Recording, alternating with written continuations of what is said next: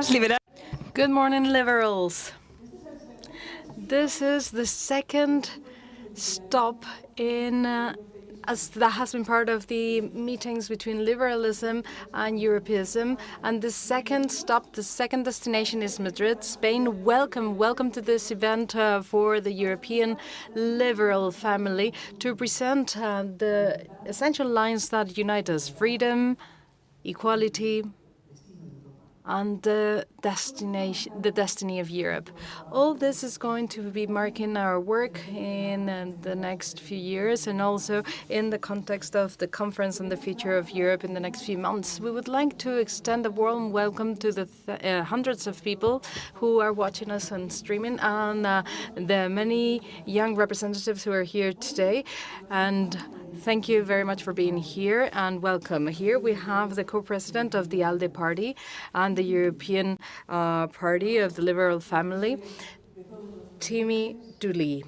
On behalf of all the attendees here, I'd like to extend a very warm welcome to this European event from the heart of Madrid, from the heart of our country. Welcome to the headquarters of Ciudadanos. Thank you for being here, dear Timmy Dooley. And without further ado, Timmy.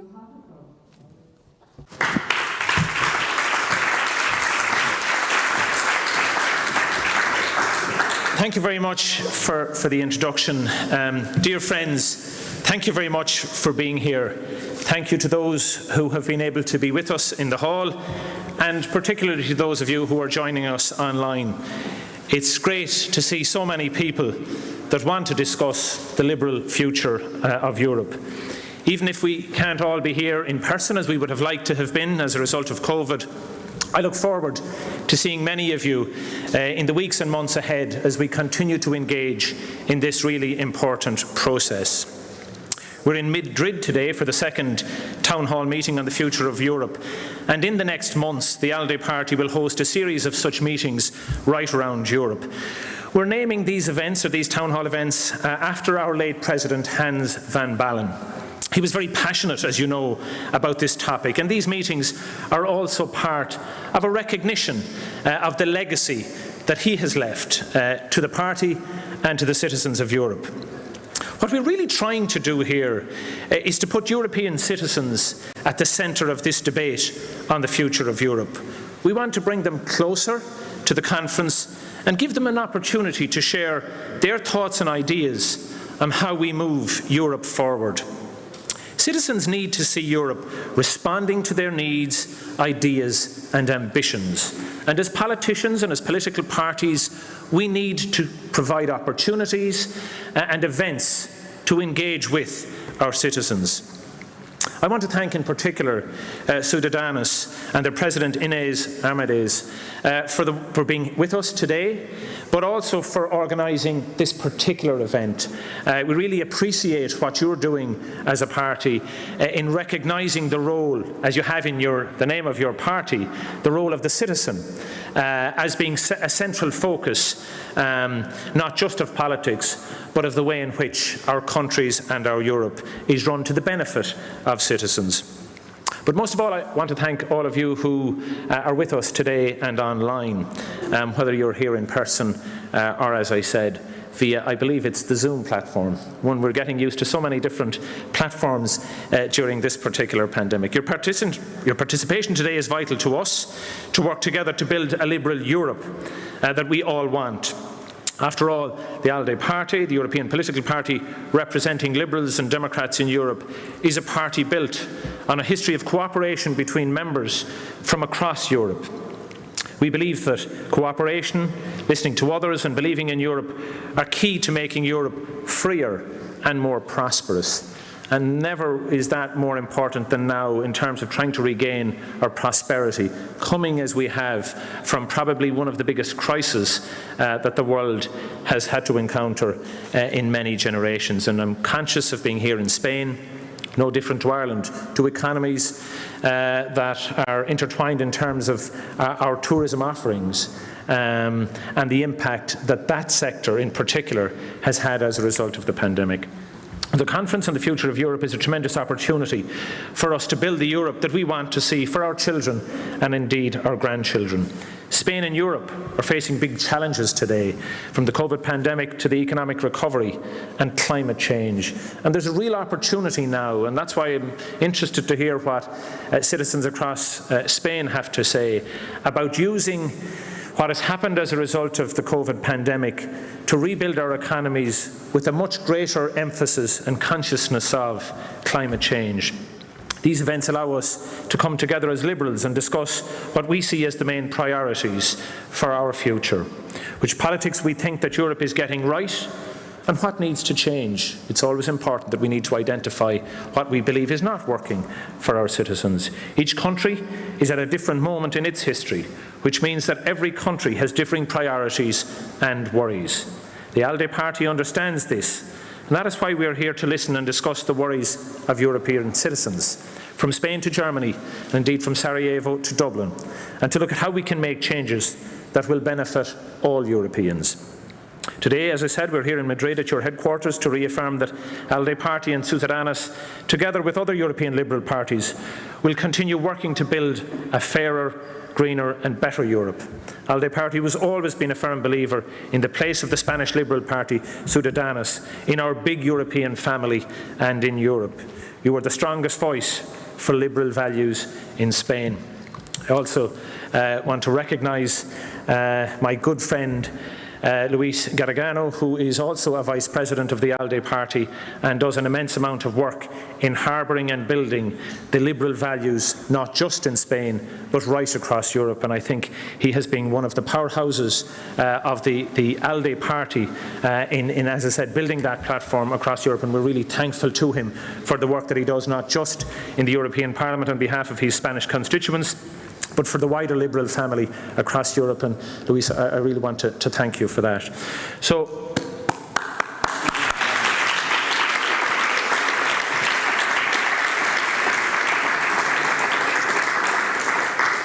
as we go forward today, we need to remember that the Conference on the Future of Europe is not a debate on the Europe of now.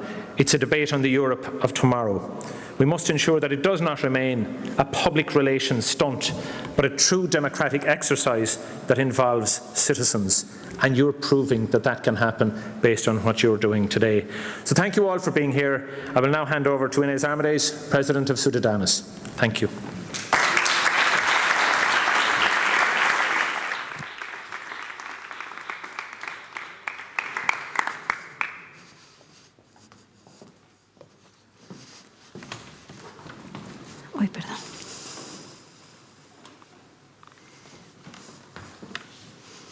Buenos días a todos. Good morning, everybody, and good morning to the hundreds of people who are following us online. As Timmy already mentioned, we really can't wait for the restrictions to come to an end when the pandemic comes to an end, but we're making progress, and we celebrated too. A few months ago, we couldn't have even held an event of this kind. Before anything else, I'd like to thank Timmy Dooley for being here with us. Welcome here to your home, to the headquarters of the Spanish Liberals. Timmy is also co-president of ALDE, the European Liberal family, to which our party is a member, and we can proudly say that Madrid is a city that stands for liberalism, and Europe is it's a reason for us to be proud, for the city to be proud, because this is the second stop in the conference about the future of Europe, because the Spanish liberals and the European liberals are really trying to drive forward the progress for Europe, the European project, because we are fully convinced that the future, the hope, freedom, prosperity, they are all related to this common European project. I'd also like to thank the rest of participants who are going to take the floor today. Dita, Charanzová, Vice President of ALDE and European MP, also Luis Garicano, also representing ALDE and the European Party, and Maite Pagazaurtundúa, European MP, and also active participant in the conference on the future of Europe. Liberals liberals have a great responsibility, which is to provide sensible and realizable solutions at a moment in which populism and nationalism, either if it's through magical and failed solutions oftentimes, or through nationalism with identitarian speeches that actually undermine societies. In the face of all this, we need to provide sensible, modern, realizable solutions that actually solve the problems for our generations. And this is what brings us here today, because the conference on the future of Europe aims at continuing to consolidate the European project. And I always say that the European project is like a plant. It's a plant that needs watering every single day. It needs trimming every single day. It needs to be fed every single day. And our generation was fortunate because we were born in democracy in Spain, but we all were also fortunate because our parents and grandparents fought so that Europe would cease to be that continent of war and misery to become a continent of peace and prosperity.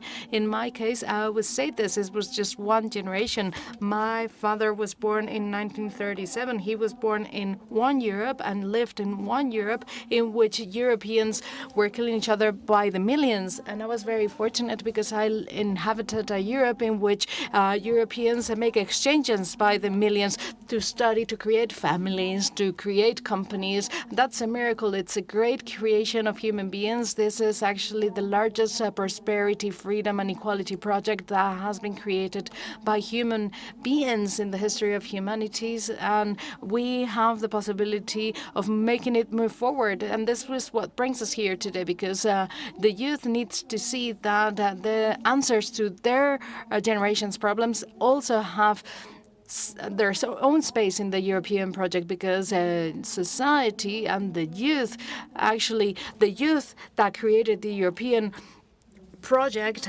faces challenges which are very different to the challenges that the current youth faces. This is why we want to give visibility to the Conference on the Future of Europe, because it aims at listening, at proposing, at watering the plant of the European project. And we are also doing so here in Spain. We can take pride in this.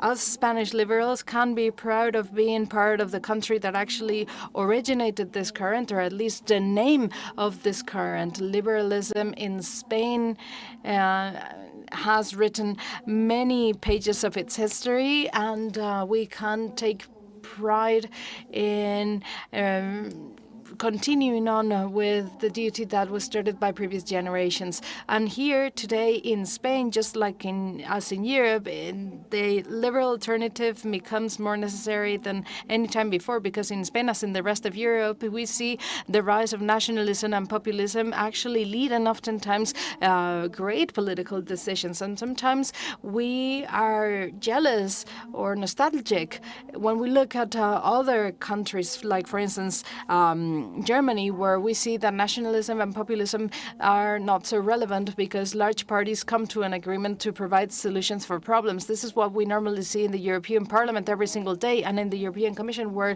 liberal conservatives and social democrats can reach big agreements so that nationalism and populism, those two currents which do not believe in Europe, their project actually entails the destruction of the European project, so that this happens so that they are not in the lead of the decisions. Today is October 3rd, Timmy, in Spain. This is a special date because a few years ago, in 2017, we had the greatest democratic challenge that we've seen in the last few years in Spain, which was the coup d'etat by the nationalists. And on October 3rd, 2017, we heard a speech by our head of state, King Felipe VI, and he came out to defend the values which are not values in the Spanish constitution, but rather the values of the European project. He talked about equality, he talked about freedom, respect to law, coexistence. He also talked about a country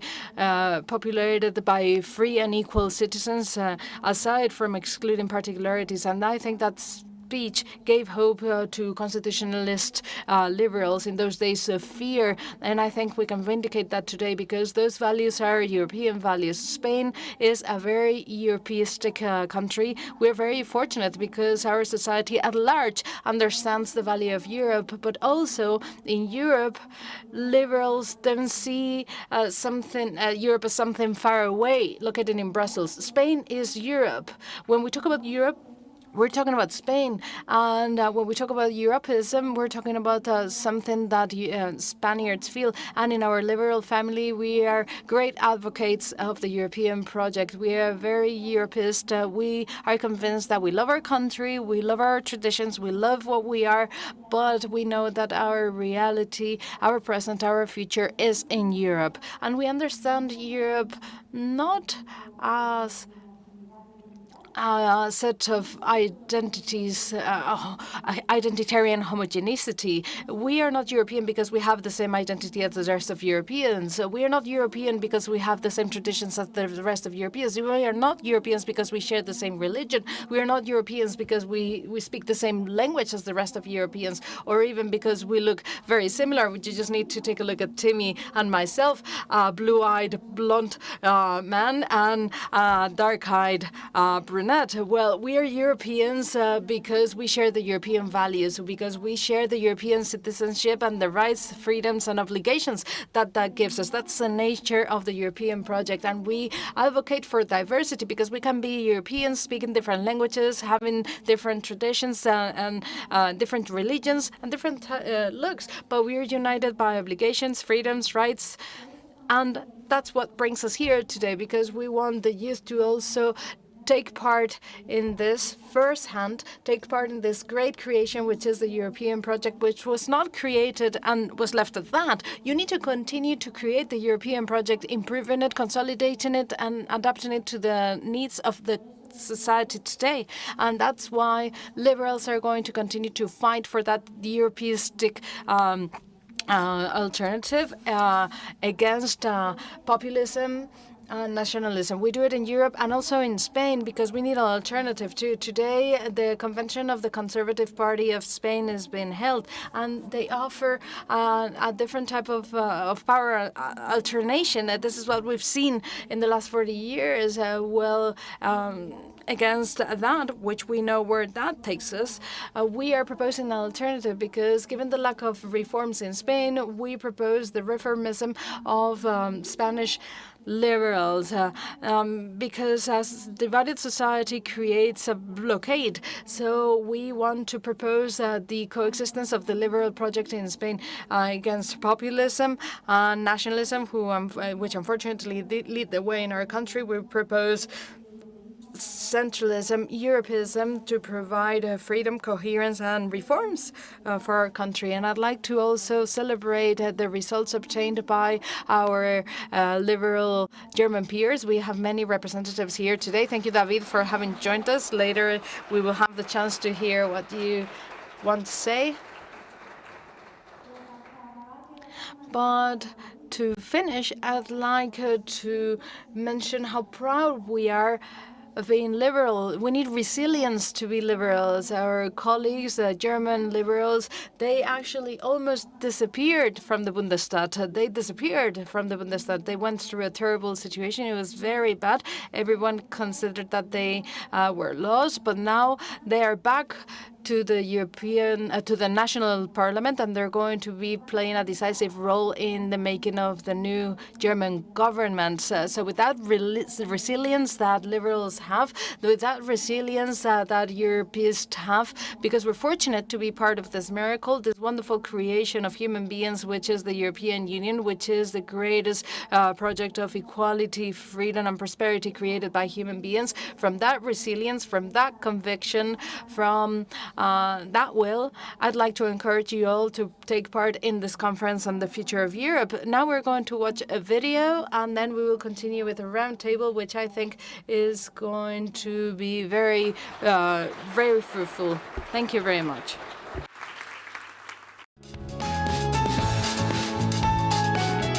Realmente la Conferencia sobre el Futuro de Europa es una oportunidad de que Europa dé respuesta a los grandes retos globales que ahora están planteados.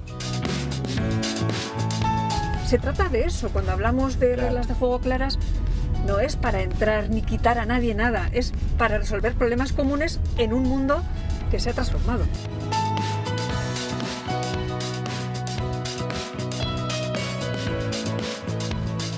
La conferencia sobre el futuro de Europa, en definitiva, es una herramienta para cambiar Europa.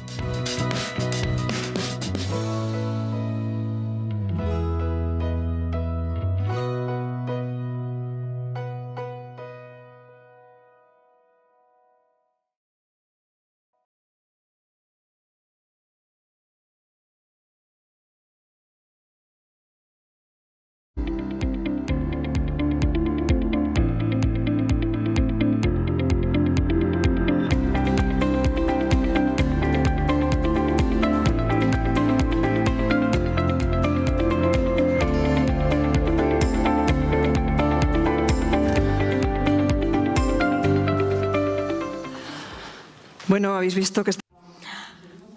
Well, we are on our way. We'll do all the stops that need to be made in order to be able to convey real solution for real problems, because we live in a real world, not a fictitious ideological world, which is good for show, for polarity, but it's not really that fruitful. You talked about plants. We need to trim those branches that really make no contribution, and we really need to cure that plant from all diseases. In the case of democracy, we need to heal it from autoimmune diseases, the most aggressive populism. It's obvious that in order to breathe, now we know it because we're using face masks constantly, in order to breathe we need air, but it is also obvious that for democracy we need freedom. And that is what the creation of the European Union is all about. One of the great foundations of the European Union is freedom, because without freedom there cannot be ideological pluralism. Without freedom there cannot be democracy. Who can carry in its DNA better than Dita Charanzová the spirit of knowing what it feels like to like freedom in a country that has lived under many years under the communist dictatorship? Who can be more committed from within, more personally, than Dita Charanzová, when she's actually working extraordinarily, supporting freedom and democratic regimes across Latin America, Venezuela, Cuba, Nicaragua? Who has put more at stake than Dita Charanzová, working with the European liberals, always committed with democratic progress in Latin America? I think no one's better suited than her to talk about this, to talk about what it means for European liberals to have a commitment, and to talk about what foreign policy must be like. Because in the European Union Treaty, it doesn't say that we want freedom just for ourselves. Article 3 says that we are going to promote a series of values, peace. We are going to promote freedom also for those who are not in the European Union, and that's quite singular. That's very peculiar in the Parliament and the European institutions. We want for there to be democracy. We want for everyone to enjoy that, for them to have that oxygen, to not be smothered because of the lack of freedom. Nothing else to add, but thank you very much, Dita. I hope you're hearing me. Welcome. Thank you. Thank you for your relentless work. We cannot even think about the activities of the European Parliament without you. Thank you.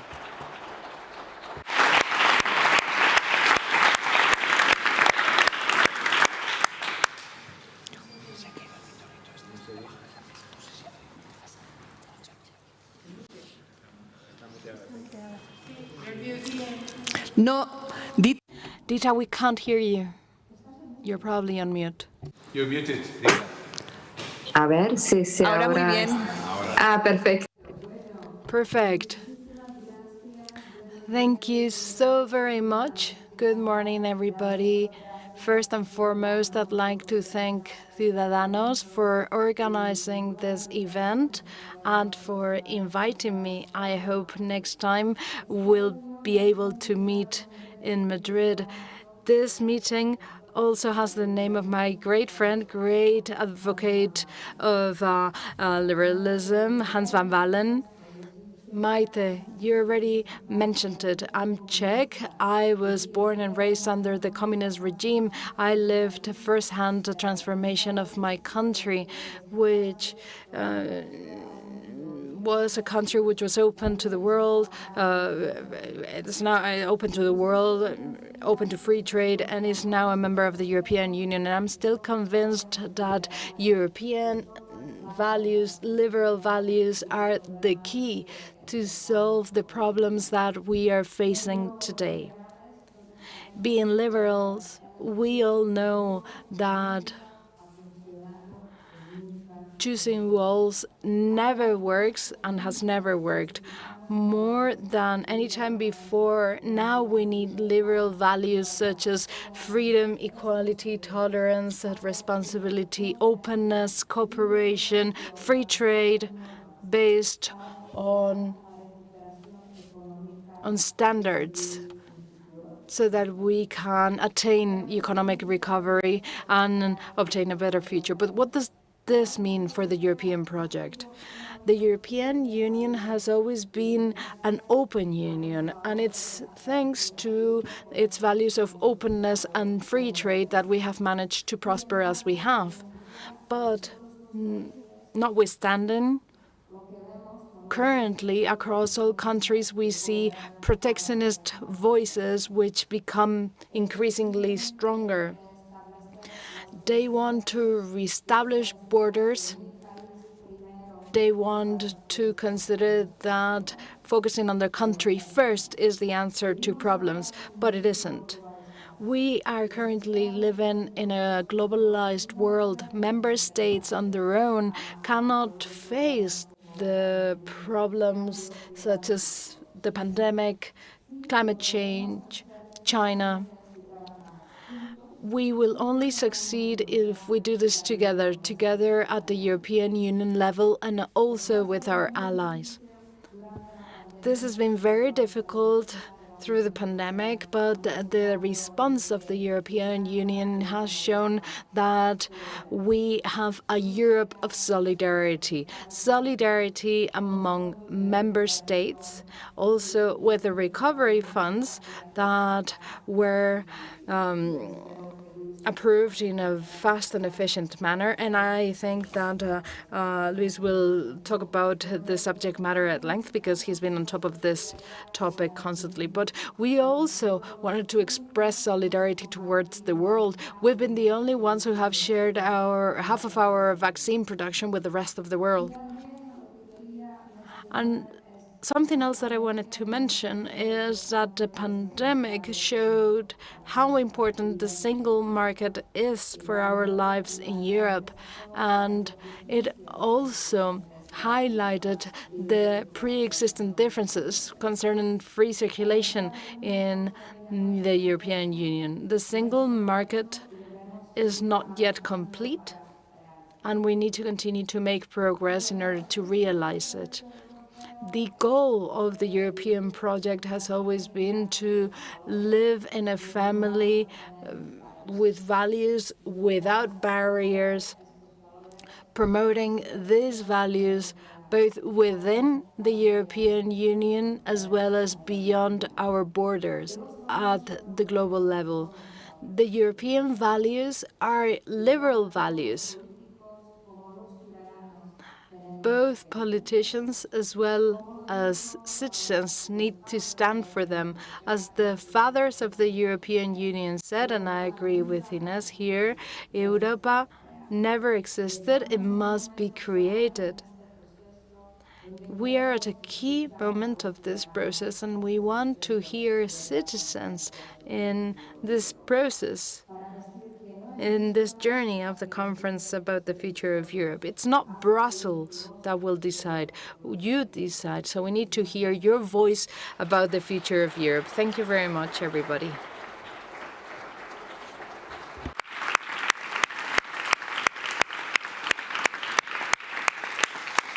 Muchísimas gracias, Dita. Thank you very much, Dita. From Madrid, we'd like to send you a great hug. Thank you very much for your brilliant and constructive words. Indeed, the European Union rose from the ashes of war to put an end to the pest, as if it were a plant, to the pest of nationalism and populism that led to destruction and poverty. Nonetheless, now in the 21st century, nationalisms, which are harmful, and the most aggressive populisms are spreading, thanks, amongst other things, to the technological revolution, thanks to the many lies that circulate so fast. So it's so difficult to dismantle the lies which are produced at an industrial scale. Nonetheless, liberals were created to give the rule of law that which liberalism can contribute with. The defense of the spirit of the democratic state is nothing but democratic pluralism. Of course, we need to have laws, but populists sometimes have laws to get rid of rights, of course, but they have laws. But we need to have laws and ideological pluralism, which is actually what makes up the democratic ways of the 21st century. Indeed, we are missing Hans van Baalen, who was a dear friend of ours, and he really supported the inclusion of Spanish liberals in the ALDE Party. We've heard many anecdotes, many stories about this wonderful person who left us way too soon, unfortunately, and how important was for Spanish liberals to join the ALDE Party, the European Party, and it was very important that we were there in 2017 and afterwards, too. Something that we commemorate today. Some people confuse nationalists, populists, and they consider that this is about subduing and this is about giving a reason to excluding identitarians. But can we be subdued? Can we give voice to excluding politicians that take rights away from a part of citizenship? Well, thank you. We need to wish Dita lots of luck because elections are around the corner in early October. So from here, we'd like to wish you lots of luck because I'm sure that you will do very well. Much support to you, friends.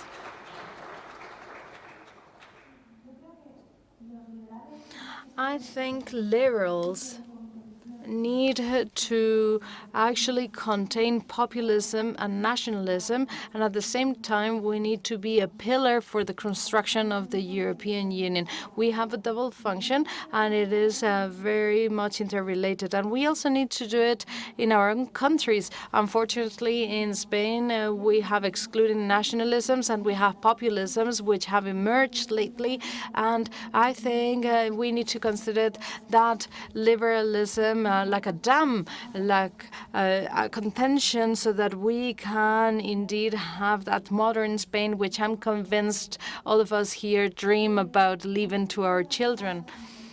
And the power of words is important too. Earlier on, you mentioned dialogue. It's not really a dialogue when you take rights away from someone.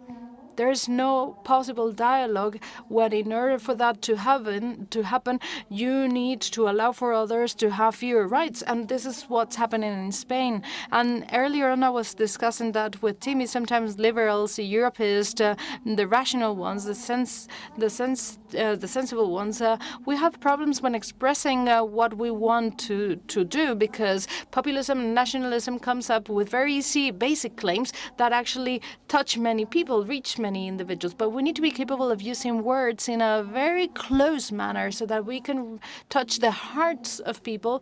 And we need to know that people are leading their daily lives. They have their own problems. They need to take their children to school. They need to make ends meet.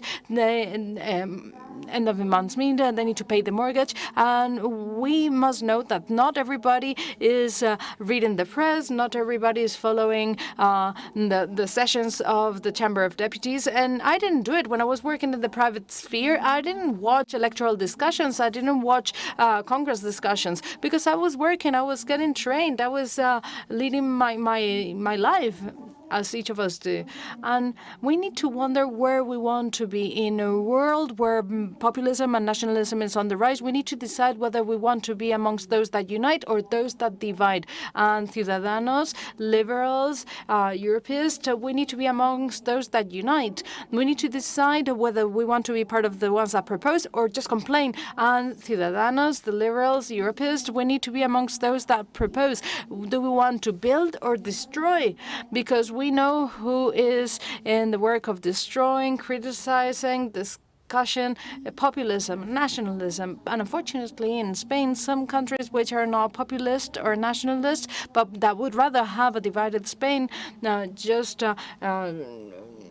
to not converge towards the center and reach agreement. So we need to work further if we want to see what brings us together instead of what separates us. And that's the role of Ciudadanos, which was created as a contention to nationalism. And it's shown that we are a pillar of the construction of reforms and agreements, and which has been able to reconstruct the liberal current in Spain, which was part of society, but not in the institutions. So I think we need to continue to work in this direction, and that we are essential.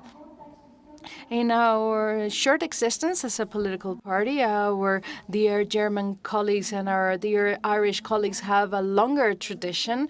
But I think if we look back in hindsight, what Ciudadanos has achieved is precisely that, to show in Spain that there was a liberal current, a liberal wave. There is social demand for it. There is another way of doing politics. You can be a reformist. You can be responsible from the opposition during the pandemic.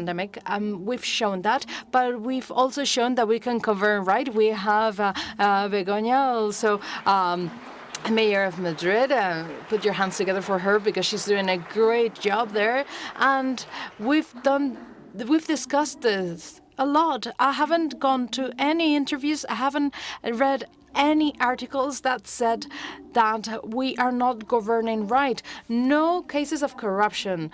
No one can say that the people in power, they are not valuable. No one has said that. Everybody's praising the job done by Ciudadanos. In such little time, we've managed to show that we can contain nationalism as no other party did before. In such little time, we have shown that we can be a pillar for the construction of good governments, good policies, and good agreements. And in this short period of time, we've managed to show that we can raise the voice of Spanish liberals to Europe, and we can have this wonderful representation. We can have Spain wonderfully represented. That means that we can do anything we want. We can do anything we set out to. And of course, we are here advocating for values, because we are here because we embody European values too. We share European values. There's many other values, as Dita said, but the basic ones are freedom, equality of opportunities too, equal opportunities, responsibility, tolerance, coexistence, respect towards diversity. Responsibility in the sense that we don't just have rights, we also have obligations. And what really makes us free, what really makes us all free, is to have rights and obligations. Those values are values which are very necessary in Spain, and no one is better suited than we are to stand behind them in Spain. There could be other parties offering the same good old thing, the same alternatives, saying that the ones in front of us are the ones who are always doing wrong. They never recognize that what they're doing right. They never recognize any mistakes of their own. They don't build any bridges. They want a divided Spain. This is why we are so necessary. And if in such little time we've managed to demonstrate so many things, that means that the years to come will allow us to show many other things. And I'd also like to ask for a big round of applause for them too, because they do a great job in the European Parliament, not just representing Spaniards, but also representing Europe, defending liberalism. That's a very important job that you do for us, and I'd like to thank you for that, Luis, Maite. Thank you very much. You talked about responsibility, and Dita is very responsible, and she has other matters to attend to. So we'd like to greet her goodbye with our gratitude and a big round of applause. Thank you very much. See you soon.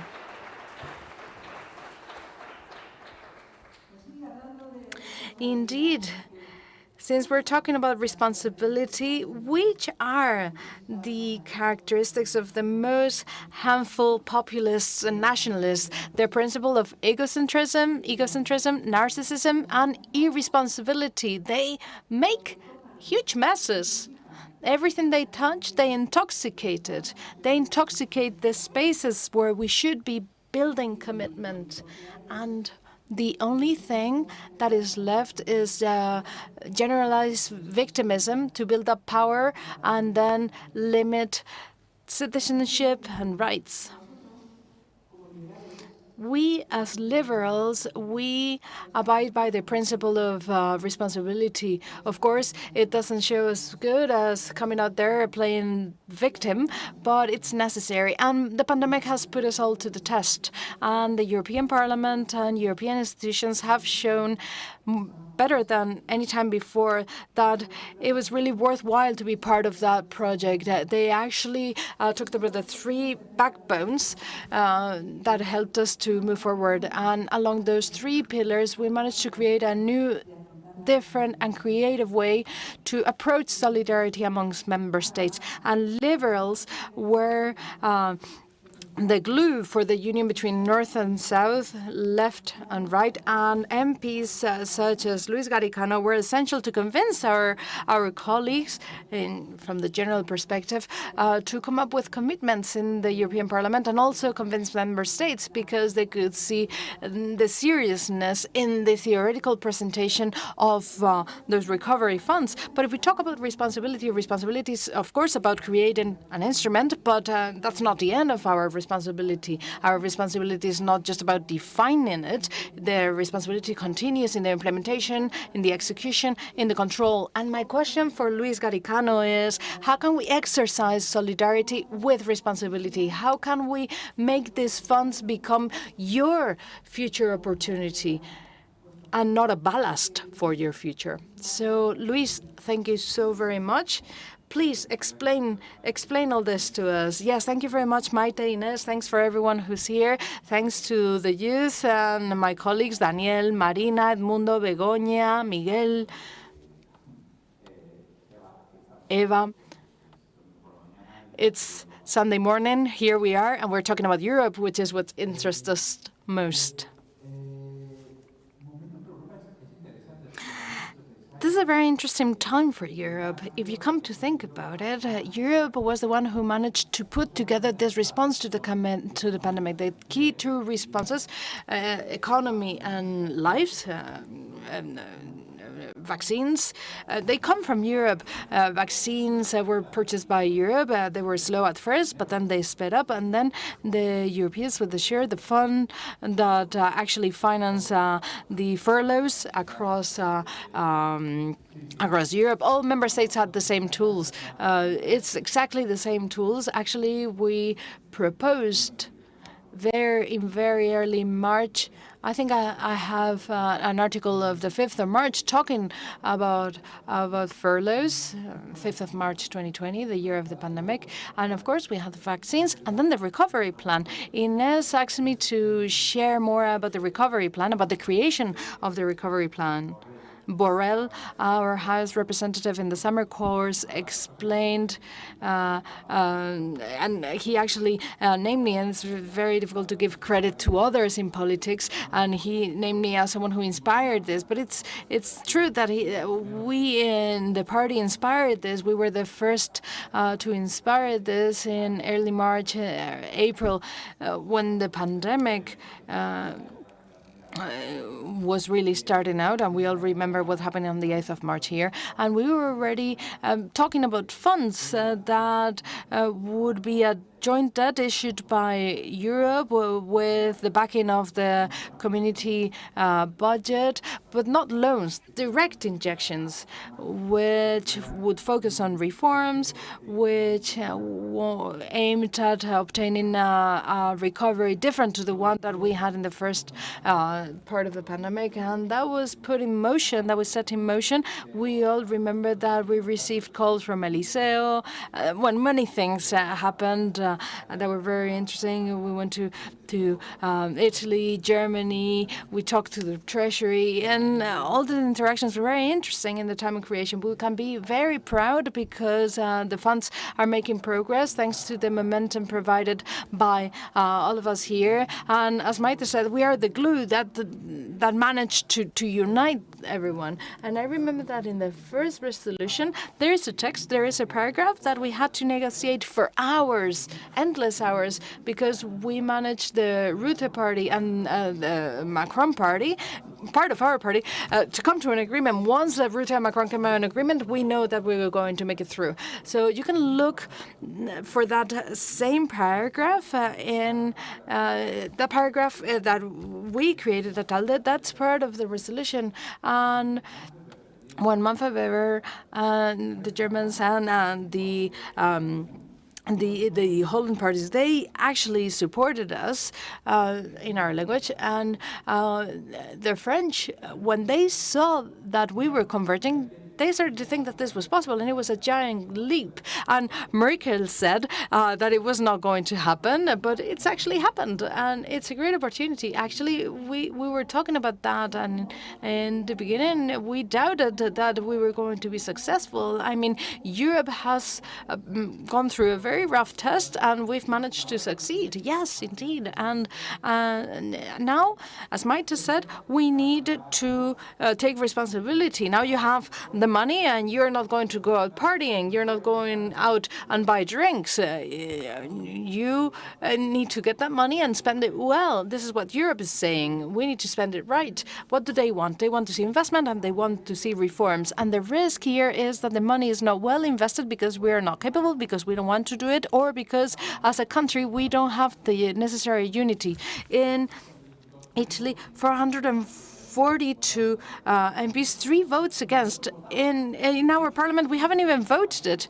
We haven't even voted it because it hasn't been brought by the government. Well, those reforms need to happen, and the government really needs to take them seriously. And it's not just about drawing them and thinking about them. They need to be executed. Let me talk about an example. The reform of university. The minister that deals with universities is making an effort to introduce some reform.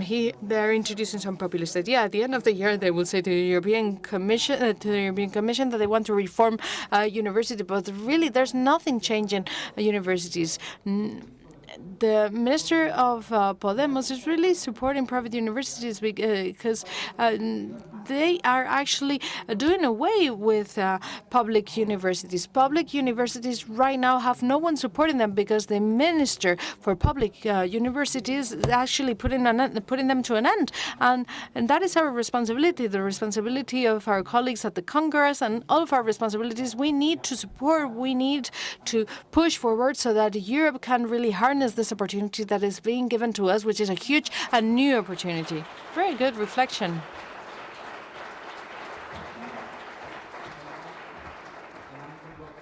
Got to thank my very good friend Timmy Dooley for his very kind words, for his presence. Again, as I said about everybody else, Sunday morning for all of us is family time. And to pick up a plane... Today is not Sunday because he brought the Dublin rain. So. He brought the Dublin rain. He brought the rain. Timmy. Thanks for being here. Pero esa es muy buena reflexión también. That's a very good reflection. That's a very good reflection with regards to education. You know that Liberals and Ciudadanos has really taken as a pillar for its program to have an education reform. No one supports more private schools, elite schools, than a government that actually is reducing the quality of public education. And when we talk about equality, we're talking about equal opportunities. There is no equality without equal opportunities. There is no prosperity in a society without equal opportunities, so that talent of any individual born in any family can be developed in the society. We have a government that says that they're progressive, but they're actually against progress, because progress calls for for an improvement of public education and improving the quality of private education. But I'd like to go back to that reflection. Indeed, they're the greatest allies to private education, because if they decrease the quality of what happens in public education spheres, many parents making great efforts and saving a lot will devote those efforts for their children to have access to the greatest education possible. I'd like to add one final comment about this, because it's not that we need education, quality education, but in the 21st century, when we talk about technological excellence, we need to talk about humanistic excellence. Without it, if there is a great technological development, we are exposed to lies. If children don't study philosophy at school, practical philosophy, they study questions, answers, Aristotle's logic. If they don't study history, how will they be able to grasp concepts of the future?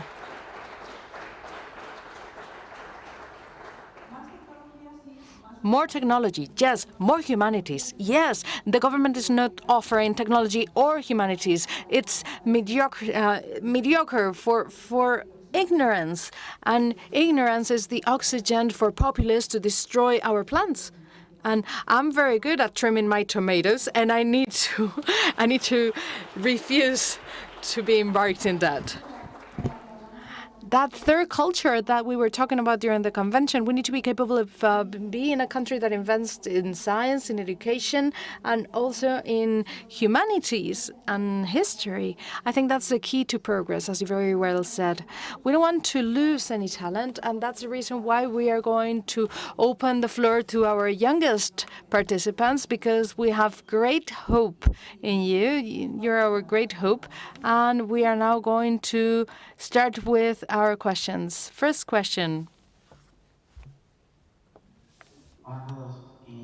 Hi, everyone. I wanted to ask Maite Pagazaurtundúa, because when I joined Ciudadanos, everybody asked me where I was coming from, and I used to say that I was European. And it's something that was striking, and it felt strange. So I wanted to ask what you think about European citizenship. Has it been a success, really? And additionally, what mechanisms or measures are underway so that the situation changes and the youth feels European and value being part of the European Union? Thank you. Actually, I get goosebumps when they ask me about what I think about the European citizenship, because I was born a few kilometers away from the border, the French border, which was a border with that prosperous Europe, democratic Europe. I was born at the end of the dictatorship, Franco's dictatorship, and we could almost touch the border, and we knew what was on the other side, but we weren't participating in that. We wanted to be like them, and we felt like our life was black and white. Actually, the way we dressed and everything was black and white. But we came to know some children, some young individuals from the other side of the border, and we thought that they were living in color. We were living in black and white, and they were living in color. It was so exciting when democracy came about. It was so exciting when we joined the European, the economic community. We were the first generation that actually enjoyed not having borders, and shortly after, having a common currency, and shortly after, having European citizenship, which granted some rights that allowed us to improve our freedoms, to put in motion that great project for the youth in Europe, Erasmus, to be able to live, travel, study across Europe. We were the first to experience that, and that was exciting. Has it been a success? Yes, but I think the suit is now fitting a bit small. Honestly, I do think so. If we look at children right now, we look at today's children, and we think about what they will be like when they are like you, when they're young. They need to have the status of being European citizens. We need to compile secondary law. We need to see where the blind spots are that don't allow for this to easily materialize. to be able to study, to be able to live, to be able to use our professions, our professional degrees, our titles in every single corner of the European Union. And because of that, us, the Liberals in the European Parliament, in the report on the implementation of European citizenship, we added one more seed to what could become the statutes for European citizenship. And this is something that we're taking to the conference on the future of Europe. And I wish that we can make that plant thrive. Because I think of the child that I used to be, and I think of children who are that same age now, and that dream. I hope it's easier for them than it was for our parents and our grandparents. So yes, it's been a success, but we're going to do it better.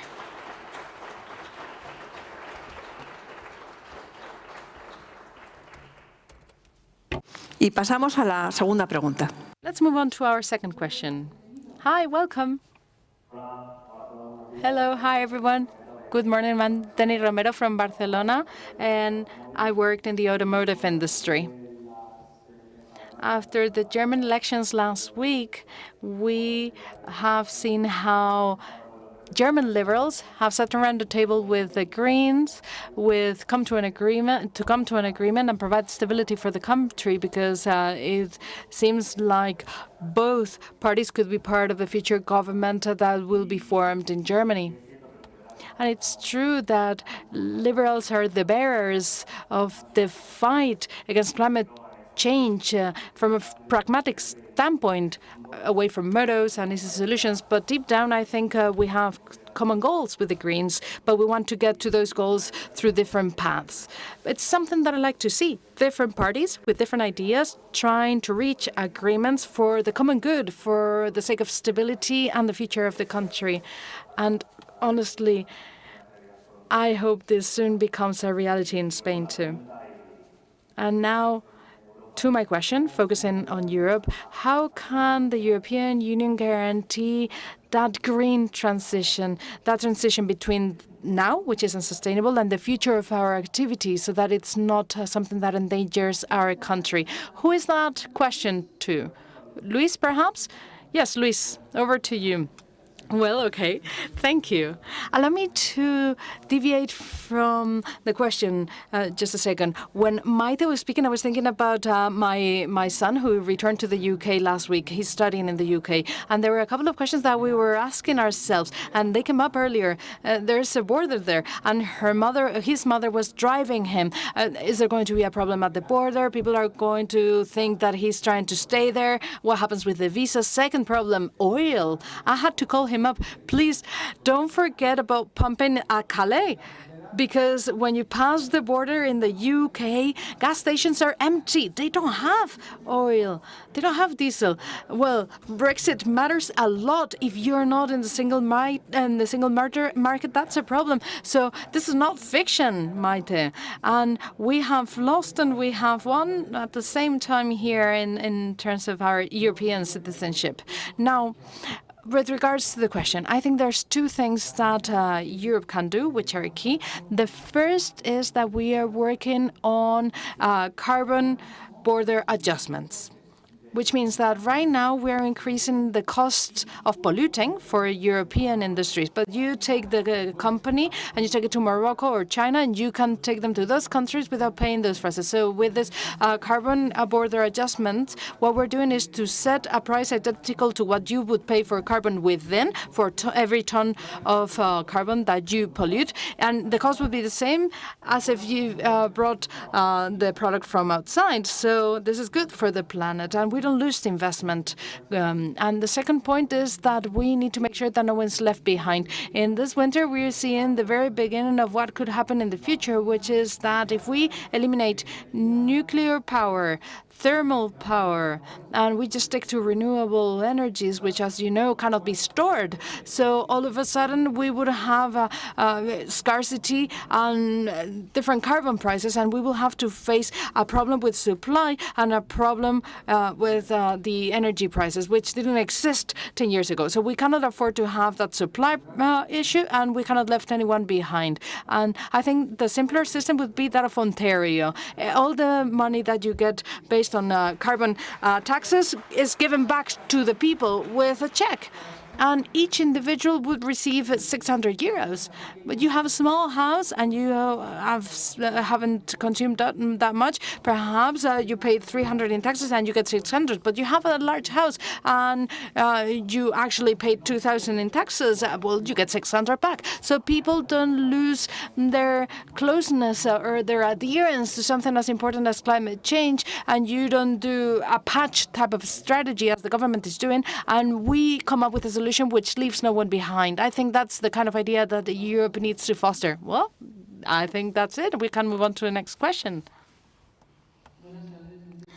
Good afternoon. Thank you very much for giving me the floor and for organizing this event. I'm Aleda, and I'm from Asturias. I'm currently living and working in Munich, and I work in the health sector. And my question is for Inés. As we all know, the elections took place here in Germany recently, and I was very fortunate because I was very close to the Liberal campaign because I'm here in Munich. They didn't have a representation in 2013, and now they have more than 90 seats, and they are going to be decisive for the formation of the new German government, that they will mark the German and European agendas. I would like to ask you about what you think of those results. Do you think that something similar could happen in future elections in Spain? Thank you very much. Thank you very much for your question. Later on, we'll give the floor to David, too, who is here representing a very important formation of liberals in Germany who decided to come to Spain out of the different countries in the south of Europe, and because of how strong the liberals are here. And sometimes we need to step away from our Spanish bubble and we need to look at what's happening in other countries. We can go to many examples of liberal parties that have gone through difficult moments but recovered. Timmy's parties also went through difficult moments. I think that their tradition is 90 years. They've been there for 90 years, and we're all aware of what happened in the government of Ireland. But actually, the German liberals disappeared from the Bundestag. They were in such a bad situation that they organized a meeting to dissolve the party. They had a vote to dissolve the party. They voted yes to dissolving the party, to dismantling it. They decided to do away with those hopes and dissolve the party, but the vote was not valid because they didn't have enough quorum. They didn't have enough people there to put an end to the party. Imagine how bad off they were. Well, now they're having wonderful results. They recovered. They picked up after that. So let's step away from our bubble. We're constantly focused on what's happened here. Of course, we make mistakes. All parties do. But liberalism is difficult to stand behind when it's difficult to stand behind it when there is polarization, when there is nationalism, populism, defending rationality, solidarity, not the populist recipes, but rather things that are more complicated. So we need to see those very clear examples, and we need to spread them. We need to share them so that people know that, yes, of course, it's possible to recover after bad results. Liberal parties go through highs and lows, and also going back to parallelisms that we could establish with this party, but I'd also like to talk about what happened there as a country. I think you published an article talking about this a few days ago. You wrote that article, right? You talked about Germany and the learnings that we could get from this. Well, in Germany, things have happened that would be utopian for us. There's been a coalition there, and it's happened. The Conservative and Social Democrats, they're governing together. That's a blasphemy in Spain. That would never happen here. Well, that is a feasible option, and that provides stability for the country. And the next option would be a coalition with the Liberals and the Greens. The previous youth individual was referring to the Greens. We need to be careful with the ones who are called Greens here in Spain. If you compare the programs of the Greens in Spain and the German Greens, you would see that there's really a big difference. So it's natural that the German Greens and Liberals can come to an agreement because they share a lot of common ground. And I think that right now in Spain, the party that stands behind the need for a technological revolution to solve climate change and that actually puts in the agenda this global concern, which is the climate change, natural spaces, the degradation of natural spaces, the contamination of water. We are really embodying it, and we are doing it in a sensible manner, because coming up with a banner is, or with a sign, that's easy, but coming up with a plan that really allows for the green transition to happen without harming the economy and leaving people behind, this is us. So we need to have Germany as an example of a party that actually went through really bad times. They disappeared from the Bundestag. And also, as a country, they go to show that nationalism and populism can be held back. They can be contained because they don't allow for the parties that have no representation to be there. But apart from that, when parties at the center come to an agreement, they don't need to resort to nationalism and populism.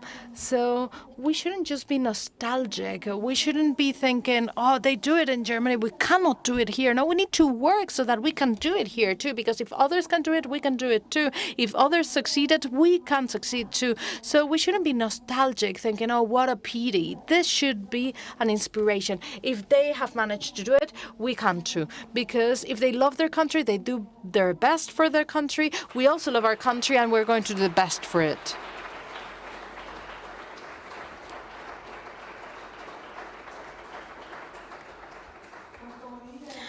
As we would say, the dead that you kill have great health, as was said in a classic work of literature here. We are going to thank all of you. Danny Hellenberger, who is going to address us shortly. Thank you very much. Come on the stage, please.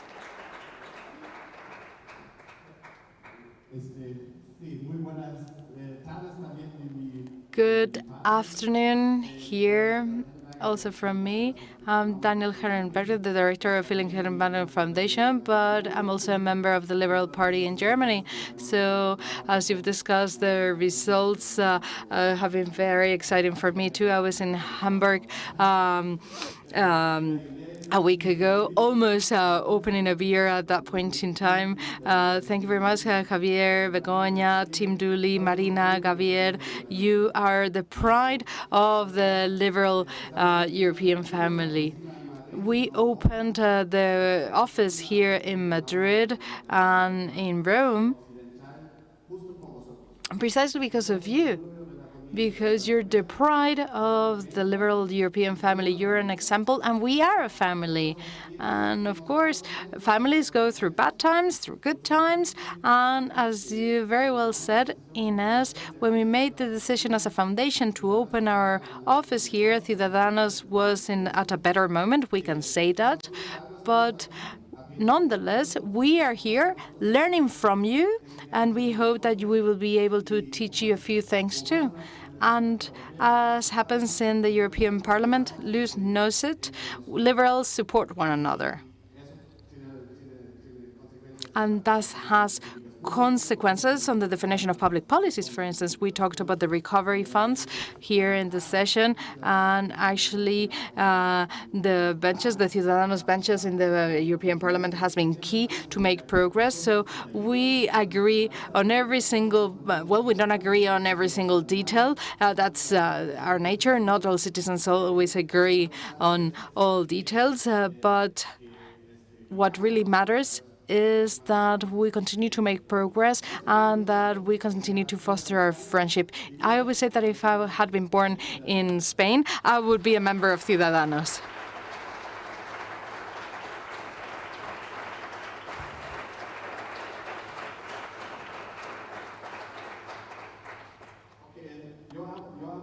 because I love Spain as much as I love Germany, and we are members of the Liberal Party there. And I want a modern Germany.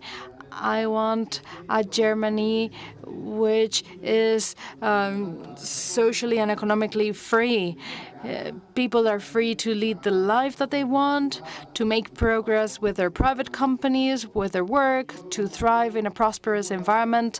And if I can imagine what to do in Spain to achieve the same, the only option would be Ciudadanos.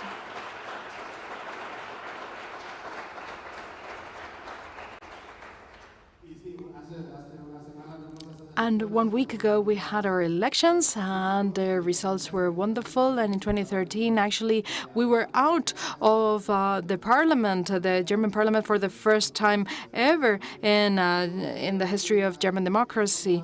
And we don't ever forget that conservatives with whom we worked for 4 years were there celebrating their success in those elections. The Secretary General then was singing. What a wonderful day, a wonderful German song. And that really hurt us because, of course, we made mistakes, but we must always approach things with due respect in democracy. And now we see that we have won amongst those that voted for the first time ever, 23% of votes amongst those that voted for the first time ever. And we have managed to get very good results. And actually, this goes to show in whose hands is the future of Europe, the liberals, because modernity, socioeconomic modernity, is what the youth want across the continent. That old tradition where we just talked about private companies but forgot about social aspects and the freedom of Fidel Castro, that's no longer what youth people want. So liberals, we all share many points. And also with the Greens, we have shared ideas, but different ideas. But the speaker from Barcelona said it very right. We said it rightly. We have ambitious targets in terms of the climate change. We have to achieve CO2 targets, and we need to consider what the role of Europe should be in the world. Our dealings with China, education policies, the Greens and ourselves share many ideas, and I think that 50% of Germans young Germans voted for the Greens or the Liberals, so this is what they want. This shared idea is what they want. The 3rd of October is also the National Day of Germany. What a great day, the reunification. And the reunification of Germany is also something that reunified Europe. Dita wouldn't be here today without the German unification, I think. So we can jointly celebrate the great advances of Europe in the last few decades. And I think that liberalism here and in Germany is really thriving, and that's something worth celebrating. Don't leave us, don't leave us.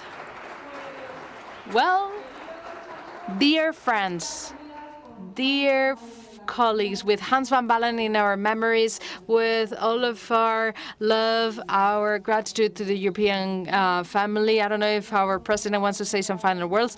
Nothing else but the fact that the European project is alive, the liberal project is alive. We need to continue to work on that future. And Europe is not something that was created a few years ago, and it's there, and it's done, and it's over. And we need to take it for granted because it will remain. Europe is something that we work on a daily basis, and the future of Europe in the next few years is something that we need to decide, especially the young Europeans need to decide. So thank you very much for taking part in this conference. Let's continue with our work. Thank you.